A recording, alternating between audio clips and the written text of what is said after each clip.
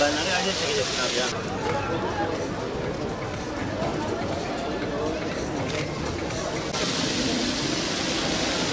Hadi devam edelim.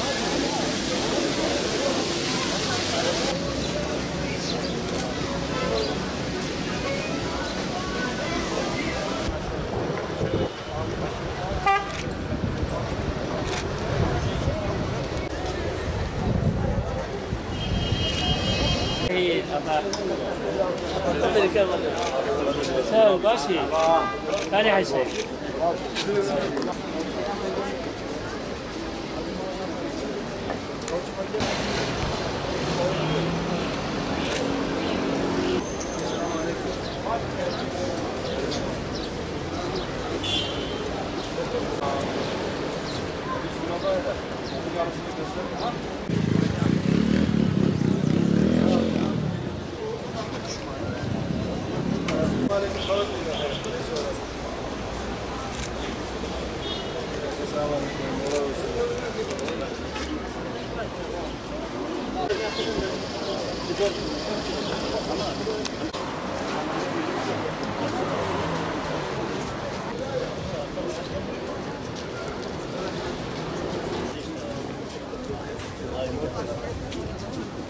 Gelecekler acele etmeyin.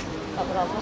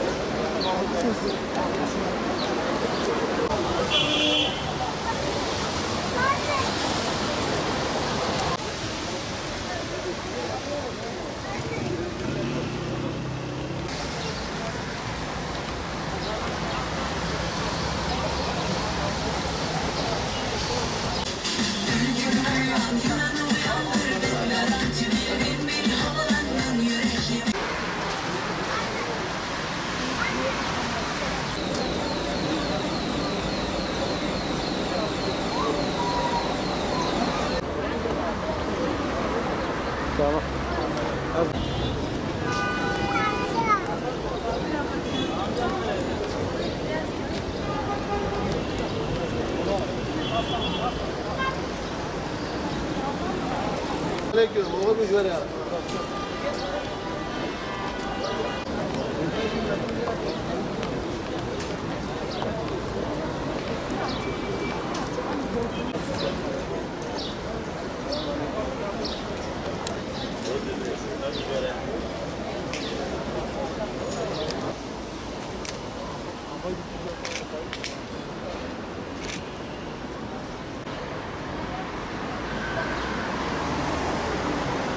Hüdapar İl Teşkilatı olarak halkımızı gezdik.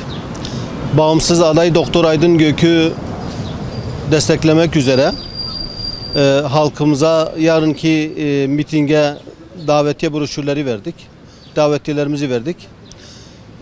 Doktor Aydın Gök'ün mitingi yarın saat 17'de 16 Mayıs Stadyumun meydanında olacak.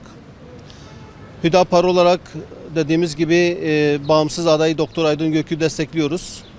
Ve yarınki mitinge bütün Batmanlı hemşehrilerimizi, Batmanlı seçmeni, Batman halkımızı Sayın Doktor Aydın Gök'ün mitingine davet ediyoruz.